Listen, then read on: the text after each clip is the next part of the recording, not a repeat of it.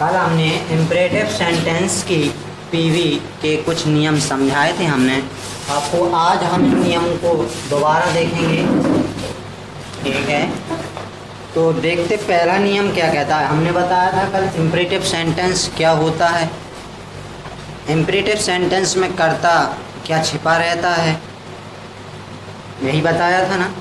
तो इसके आगे नियम पहला क्या नियम होता है। पहला हमने बताया था रूल नंबर पहला, यदि वाक्य मुख्य क्रिया की प्रथम सूरत से अर्थात मेन वर्ब की फर्स्ट फॉर्म से शुरू हुआ हो तो, यही नियम था। यदि मुख्य क्रिया से, पहली बात है कि मुख्य क्रिया की फर्स्ट फॉर्म से नियम शुरू, यदि वाक्य आपका आया है तो वो आपका कौन सा वाक्य होगा, इम्परेटिव सेंटेंस होगा।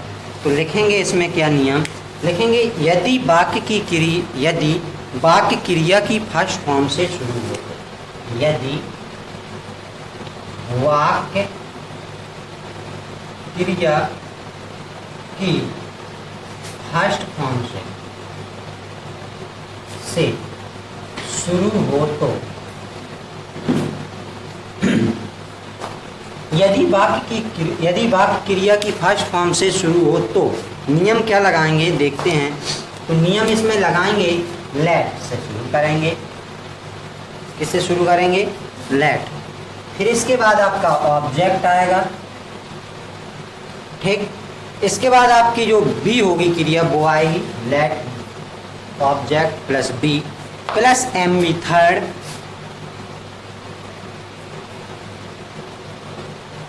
Plus O W plus by plus subject. जी आपका नियम लगेगा। कब लगेगा, जब वाक्य क्रिया की फर्स्ट फॉर्म से शुरू हो, ठीक। तो इसमें वाक्य देखेंगे, जैसे हमने बोला open the door, open the door. अब ओपन द डोर में कह रहा दरवाजा खोलो, तो हमने कहा ओपन द डोर नियम कहता है यदि वाक्य क्रिया की फर्स्ट फॉर्म से शुरू हो तो नियम लगाना let plus object plus be plus M B third plus other word plus by plus subject. तो हमें लेट तो मालूम है कि हमें अपनी तरफ से रखना है, नियम कह रहा तो रख दिया, ठीक। इसके बाद कह रहा ऑब्जेक्ट, तो इसमें ऑब्जेक्ट क्रिया के तुरंत बाद मिलता है। पहले भी बता चुकी, तो आपकी क्रिया से तो वाक्य ही शुरू है। इसके तुरंत बाद जो लिखा द डोर, ये आपका ऑब्जेक्ट हो गया, तो आगे आ जाएगा द लेट द डोर, ठीक। इसके बाद आपका बी आएगा। अब कह रहा मेन वर्ब की थर्ड फॉर्म लगाना है। क्रिया की फर्स्ट फॉर्म वाक्य की शुरू ही में लिखा है, क्या हो जाएगा, ओपन, ओपन, ठीक। ओपन के बाद अदर वर्ड वाक्य में नहीं दिया गया। कह रहा बाई प्लस सब्जेक्ट, यदि हम यहीं पे फुल स्टॉप लगा दें तो भी वाक्य सही है। सबको बताया होगा, जहाँ आप पढ़ते हैं वहाँ भी बताया होगा, स्कूल में पिछली साल भी बताया होगा। लेकिन यदि हम इसे ऐसे भी बनाएं, let the door be open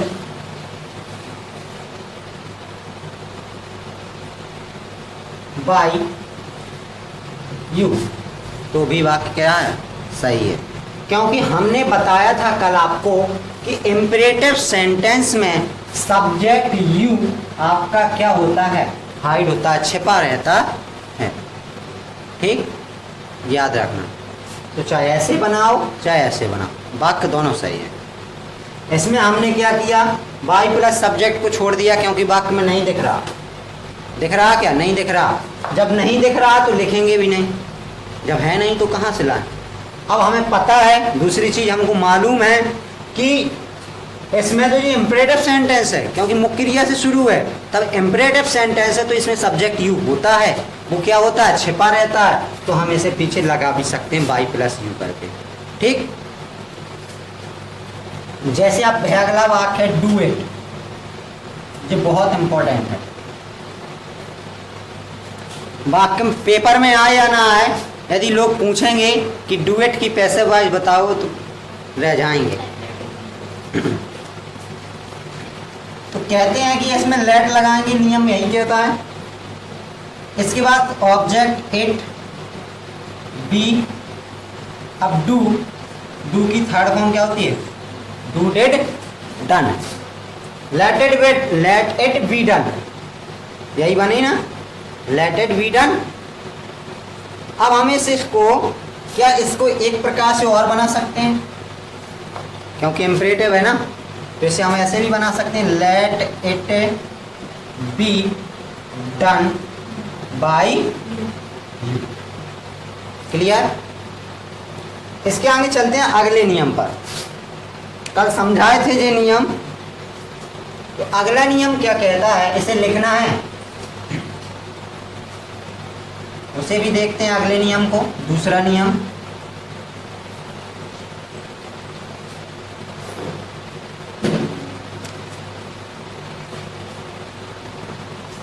दूसरा नियम कहता है यदि वाक्य डू नॉट से शुरू हो, यही लिखवाया बताया था कल, यदि वाक्य डू नॉट से शुरू हो, यदि वाक्य डू नॉट, या इसी को कहते हैं डॉन, ठीक, डू नॉट से शुरू हो तो क्या करेंगे? कुछ नहीं, जो पहले नियम लिखा था, क्या लिखा था नियम, सूत्र क्या था आपका कि लेट लगाना है, ऑब्जेक्ट लगाना है, प्लस बी लगाना है, प्लस एम बी थर्ड लगानी है, प्लस ओ डब्ल्यू लगाना है, प्लस बाई प्लस सब्जेक्ट। ये तो हमने बताया था अभी पिछला नियम। अब इसमें कह रहा डू नॉट, अर्थात क्रिया के साथ साथ आपको नकारात्मक भी मिलेगा, नहीं भी मिलेगा, तो हमें इसमें नॉट लगाना है। तो हमें पता है कि नॉट हम हमेशा ऑब्जेक्ट के बाद लगाते हैं, यही कहिए ना, तो इसमें भी हम कहाँ लगाएंगे, ऑब्जेक्ट के बाद नॉट लगाएंगे, नॉट के बाद भी लगाएंगे। क्लियर? तो इसे बनाते हैं बात, do not open the door, do not open the door, ये दिया गया है, do not open the door, ठीक। बनाना है, नियम लिखा है ऊपर, कहता है लेट से बनाना है, तो लेट लगा दो आगे, हो गया। डू नॉट को तो हटा देंगे, इसका तो कोई काम नहीं है अभी। ऑब्जेक्ट चाहिए, द डोर है, ला के रख दिया, कह रहा नॉट है, यहाँ पर नॉट लगा दो, बी कह रहा बी लगा दो, मुख्य क्रिया की थर्ड फॉर्म लगा दीजिए, अदर वर्ड नहीं दिया गया, बाई प्लस सब्जेक्ट नहीं मिल रहा वाक्य में, छोड़ सकते हैं, और अदरवाइज आपको लगाना है तो आप यहाँ लगा सकते हैं बाई। क्लियर हुआ ना? अगले नियम की ओर चलते हैं। तीसरा नियम कहता है यदि वाक्य नेवर से शुरू हो, किससे शुरू हो, नेवर से शुरू हो,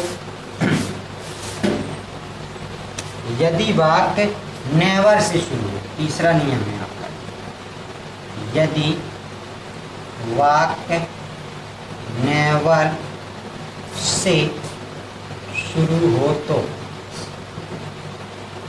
इसमें क्या सूत्र लगाएंगे,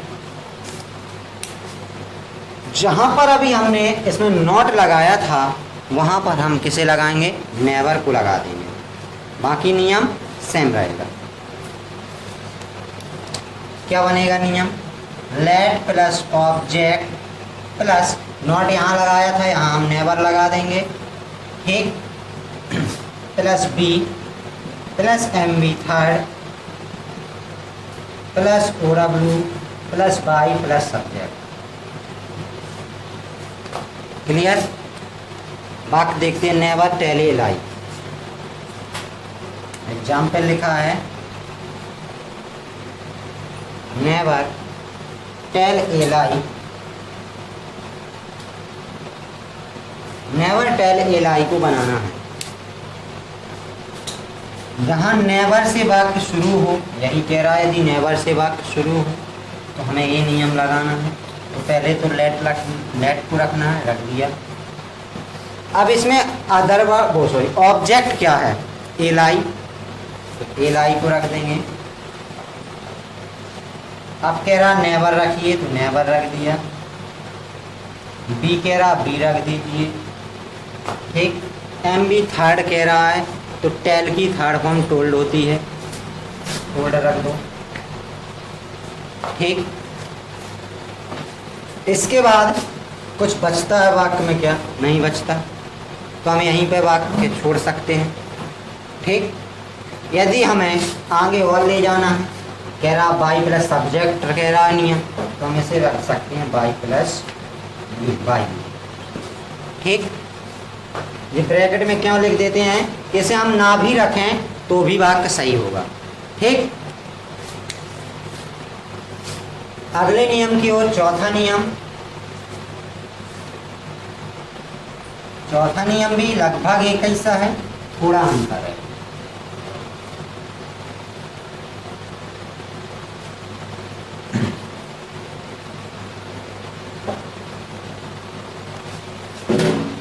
चौथा नियम कहता है यदि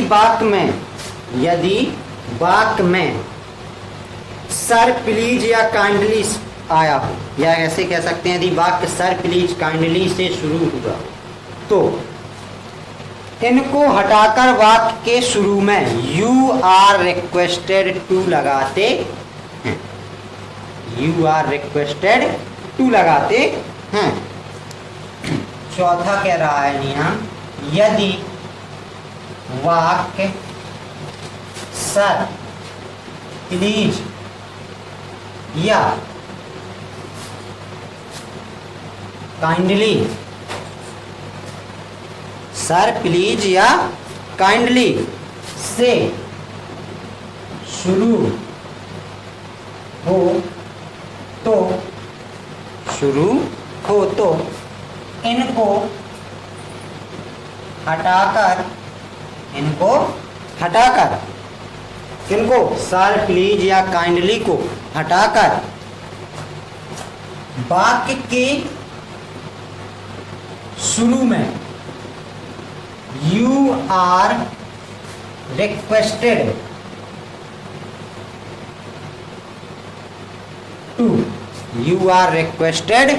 टू लगाते हैं। सिंपल है, कुछ नहीं करना। यहां तो आपको ये भी नहीं करना है कि मैन वर्ब की थर्ड फॉर्म बनानी है कि क्या करना, क्यों नहीं करना भाई। सर प्लीज काइंडली को हटाकर requested to, you are requested to लगाते हैं। अब हम यदि इसकी जो क्रिया आएगी, मैन वर्ब आएगी वाक्य में, वो एक बार तो रिक्वेस्टेड है, प्रार्थना करना, और प्रार्थना किया, ये थर्ड फॉर्म रखी है रिक्वेस्टेड, तो आपकी क्रिया पहले ही आ गई थर्ड फॉर्म। यहाँ आपको थर्ड फॉर्म पहले ही हमने रख दी शुरू में। आपको जो वाक्य में दी जाएगी वो हम क्या करेंगे, उसे ज्यों का त्यों रखेंगे, ठीक। इसको नहीं बदलेंगे, याद रहे।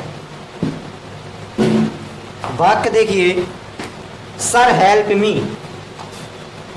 सर हेल्प मी, कह रहा सर हेल्प मी, श्रीमान मेरी सहायता करो। इसका मतलब आचार्य जी से नहीं है, यहाँ मतलब है श्रीमान से, ठीक। तो इसे बनाना है तो क्या करें, वही सर से शुरू है, हटा दिया। कह रहा है शुरू में वाक्य के क्या लगा दे, यू आर रिक्वेस्टेड टू लगा दो भैया, यू आर रिक्वेस्टेड टू, हो गया। इसके आगे कह रहा है हेल्प मी। अब हेल्प मी को क्या करेंगे, ज्यों का त्यों लिख देंगे। इसे ना, इसके ना ऑब्जेक्ट को आगे लाएंगे ना क्रिया की थर्ड फॉर्म बनाएंगे।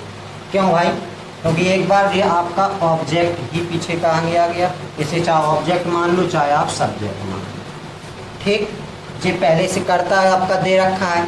अब यदि आप यहाँ कर्ता लेके आ रहे तो कहाँ रखोगे, यदि आगे कर्ता आया तो फिर उसे क्रिया चाहिए या नहीं, तो आप यदि बनाएंगे अपने दिमाग से तो क्या बनाएंगे, यू आर रिक्वेस्टेड, ये तो हमने कह दिया भाई लगाना ही लगाना है, तो रिक्वेस्टेड हो गया, टू तक तो आपने बना लिया।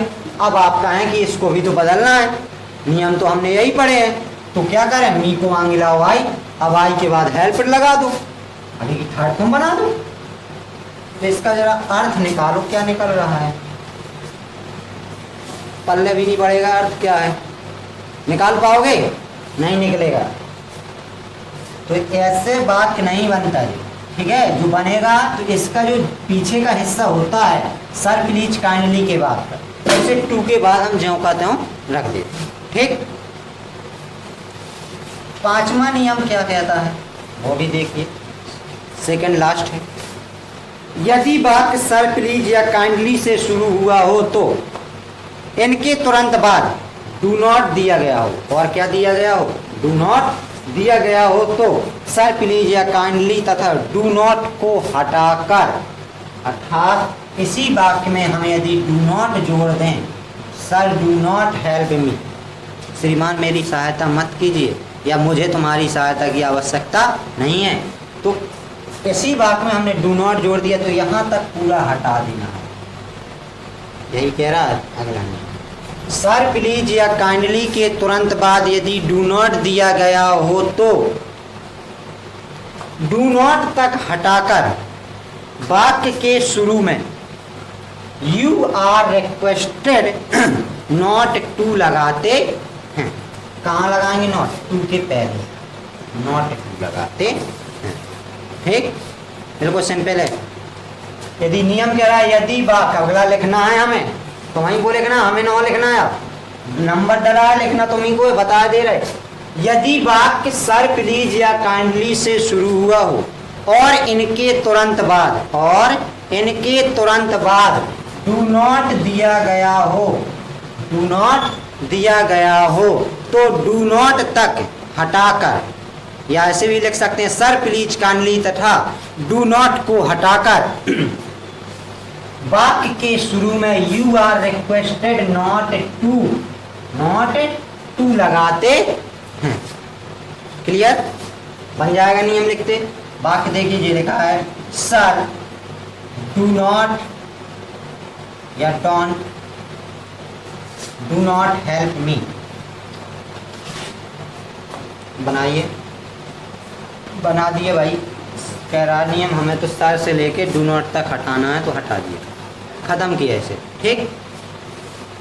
इसके आगे इसके स्थान पर कुछ लगाना भी तो है, क्या लगाना है, you are requested not to, तो रखो you are requested not to, ये हमने जोड़ दिया अपनी तरफ से, ठीक। नियम ने कहा, हमने जोड़ दिया। अब कह रहा हेल्प मी, तो इसको तो हम ज्यों कदम रखना, इसे हम ज्यों कदम रखते हैं, हेल्प। क्लियर। अगला लास्ट नियम बचता है, नोट करके पढ़ें।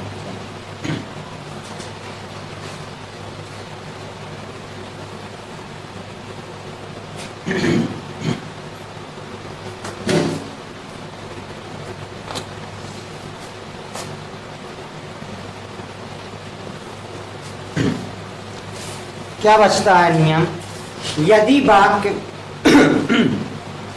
वाक्य क्रिया की फर्स्ट फॉर्म से शुरू हुआ हो, काय से शुरू हुआ हो, क्रिया की मेन वर्ब की फर्स्ट फॉर्म से, एम बी की फर्स्ट फॉर्म से, एम बी फर्स्ट से, ठीक।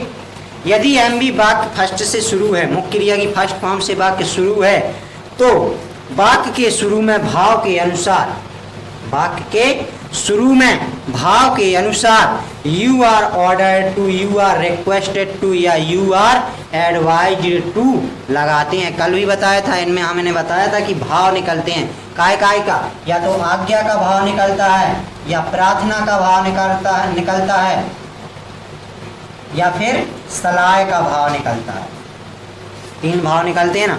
तो आज्ञा मतलब होता है ऑर्डर, आदेश देना, प्रार्थना मतलब रिक्वेस्ट करना, और सलाह मतलब एडवाइस देना। तो इन्हीं के साथ अब जैसे हम कहें बात ओपन द डोर, ये लिखा ओपन द डोर। अब इन्हें बनाना है, हमें पहले नियम से भी बना सकते हैं इस नियम को, इस वाक्य को पहले नियम से भी बना सकते हैं। क्रिया की फर्स्ट फॉर्म से शुरू है, लेट से बना सकते हैं, let it let the door be open, बना सकते हैं ना। तो लेकिन हमें यहाँ कह रहा आज्ञा यदि सलाह बोध का भाव निकलता हो ज़्यादा अच्छा है। यहाँ जरा इसका अर्थ निकाल, ओपन द डोर का, दरवाजा खोलो, दरवाजा खोलो। तो यहाँ दरवाजा खोलो, यहां पर कर्ता नहीं दिख रहा, तो क्या कहेगा, तुम दरवाजा खोलो। क्या कहेगा, तुम दरवाजा खोलो। जब तुम दरवाजा खोलो तो हमने क्या कहा, आदेश दिया। क्या दिया, आदेश दिया। आदेश के लिए क्या लगाना, you are ordered to. Clear. और बाकी तो वाक्य बनाना हो, ओपन द डोर। ठीक, इस नियम को भी लिखो। यदि वाक्य क्रिया की फर्स्ट फॉर्म से शुरू हुआ हो या शुरू हो तो वाक्य के भावानुसार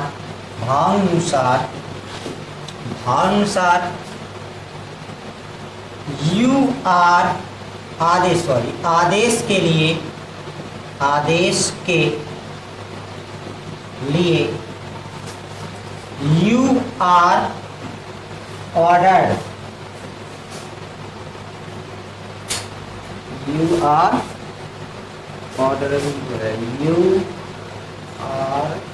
ऑर्डर्ड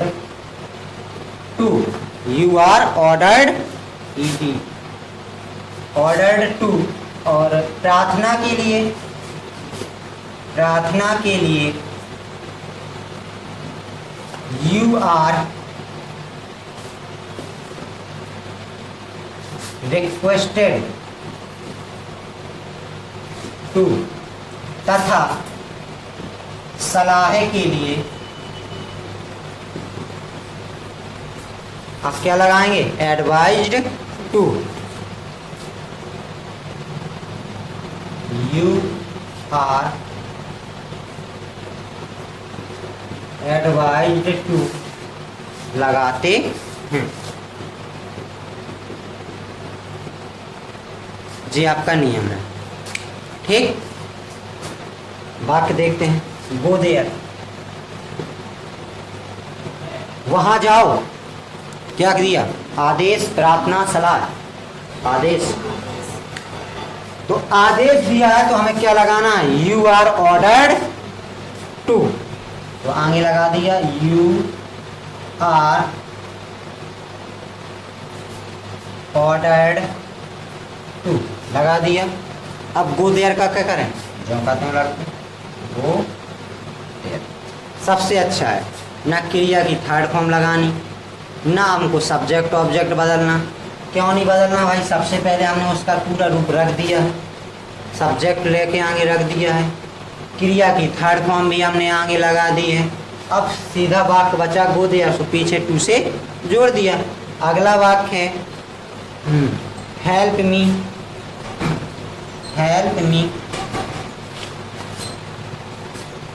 तो हेल्प मी में क्या कह रहा है, हेल्प कर रहा मतलब सहायता मांग रहा। क्या कर रहा है, प्रार्थना कर रहा है। प्रार्थना के लिए क्या लगाना है, रिक्वेस्टेड। यहाँ भी लगाओ, you are requested to help me. Clear. इसके बाद help the poor,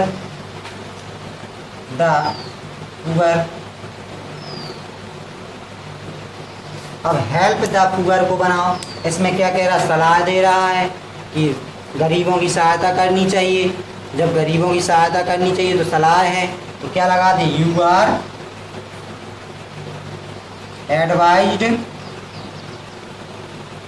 to help the poor. Clear हुआ। यहाँ पर आपके जो इम्परेटिव सेंटेंस ख़त्म होते हैं, ठीक है। तो आगे हम पढ़ेंगे डायरेक्ट एंड इनडायरेक्ट, ठीक। डायरेक्ट इनडायरेक्ट में क्या पढ़ना है वो देखेंगे, कल से हम डायरेक्ट इनडायरेक्ट देखेंगे। डायरेक्ट इनडायरेक्ट मतलब प्रत्यक्ष और अप्रत्यक्ष रूप। आज इतना ही पढ़ते हैं।